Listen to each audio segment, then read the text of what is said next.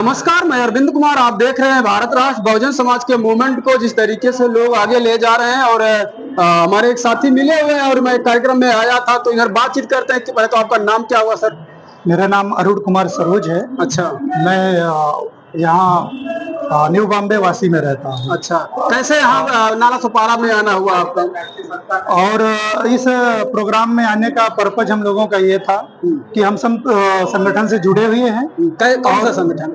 संगठन तो बहुत सारे हैं, लेकिन आप किस संगठन से? हम पासी जन जागृति संस्था से हैं। वही और मैं उस संगठन से जुड़ा हुआ हूँ। तो माननीय हमारे राम सागर जी हैं, इन्होंने हम सबको जानकारी दी है आज के कार्यक्रम के लिए।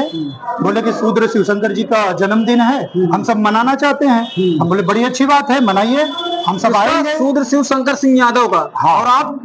सरोज। हम सरोज।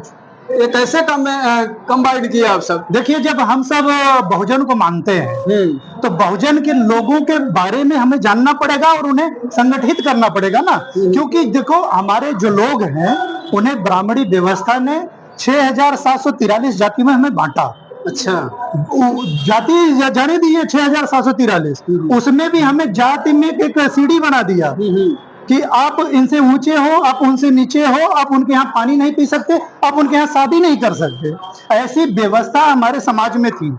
जब हमारे लोगों ने अपने महापुरुषों को पढ़ना चालू किया, तब उन्हें पता चला कि हमारे महापुरुषों की जो विचारधारा है वो सबसे अलग है। इनकी विचारधारा से हमारा कोई मेल ही नहीं है। इसलिए हमारे लोग तब तथागत बुद्ध के मार्ग पर चलने के लिए अंबेडकरवादी विचारधारा को फॉलो करने लगे। अब हम सब अंबेडकरवादी विचारधारा के हैं, इसलिए हम सब अच्छा, जो अम्बेडकरवादी होगा, जिससे हमारे विचार मेल खाएंगे, किसी भी जाति, किसी भी समुदाय, उससे मेरा मतलब उससे मतलब नहीं, क्योंकि वो हमारे 85% के लोग हैं।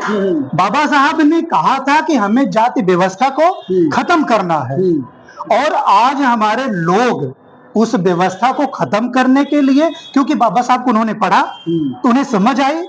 जब उन्हें समझ आया तो उस मिशन को, उस कारवा को बढ़ाने के लिए आज हम सब एकत्रित हो रहे हैं। हर जाति के लोग संगठित हो रहे हैं।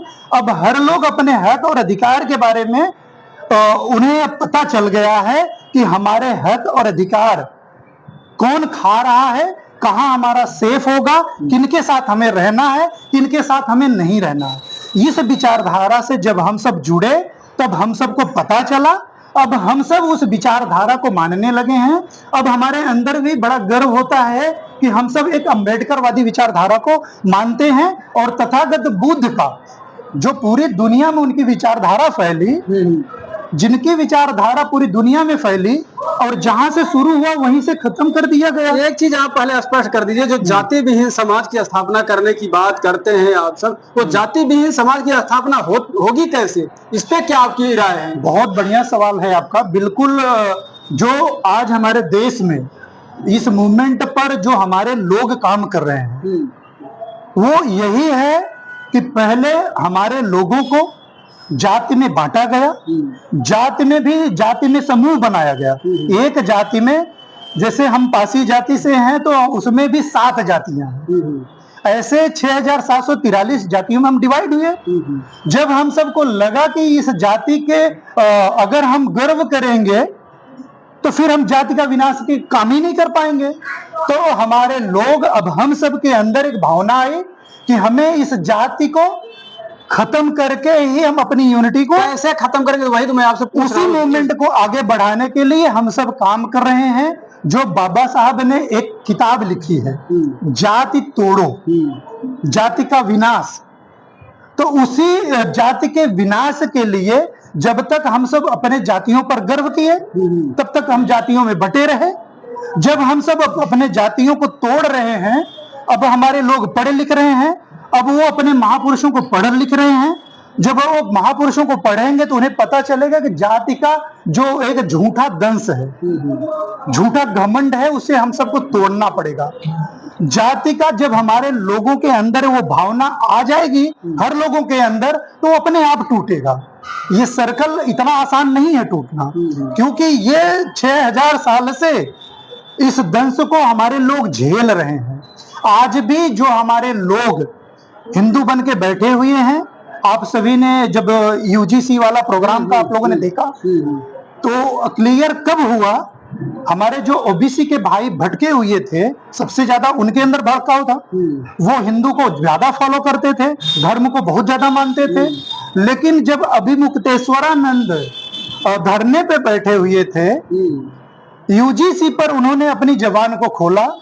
जब उनके ही स्वजाति जज इस्तीफा देते हैं तो उन्हें फोन मिलाए और कहते हैं कि आपने सनातन धर्म की रक्षा की। तो इसका मतलब कि सिर्फ ब्राह्मण ही सनातन धर्म के लोग हैं, तो हमारे जो ओबीसी के लोग थे वो सनातन नहीं है। तो वो कॉन्सेप्ट क्लियर हो गया। उनके लोग सवर्ण के लोग जो है धरने पर उतरे, रोड पर उतरे, बिल वापस हुआ।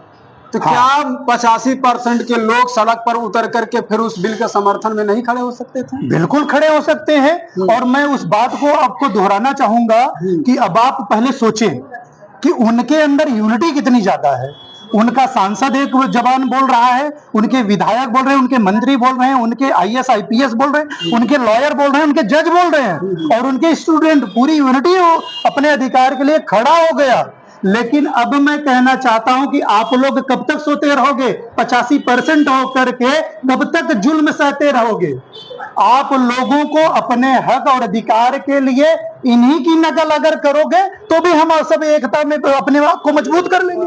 क्योंकि हम सब, अगर हमारा देश 6743 जातियों में बटा हुआ है और उसका दंश हमें आज तक झेलने को मिला, तो उसे हम तोड़ करके अब अपने अधिकार के लिए, हमारा प्लेटफॉर्म मीडिया नहीं है, गोदी मीडिया, हमारे हक अधिकार की बात गोदी मीडिया नहीं करता है। आप जैसे बुद्धिजीवी जो चैनल के लोग हैं, जिन्हें हमारे लोग सुनते भी हैं, मैं अपील करूंगा कि हमारे समाज के जितने भी 85% के लोग हैं, हमारे अपने चैनलों को सुनना चाहिए। और बाइकआउट किनको करना है? गोदी मीडिया को। वो आपके हक और अधिकार की बात ही नहीं करते, वो बात करते हैं अपनों के, क्योंकि विचारधारा जिनसे मिलेगी वो उनकी बात करेंगे।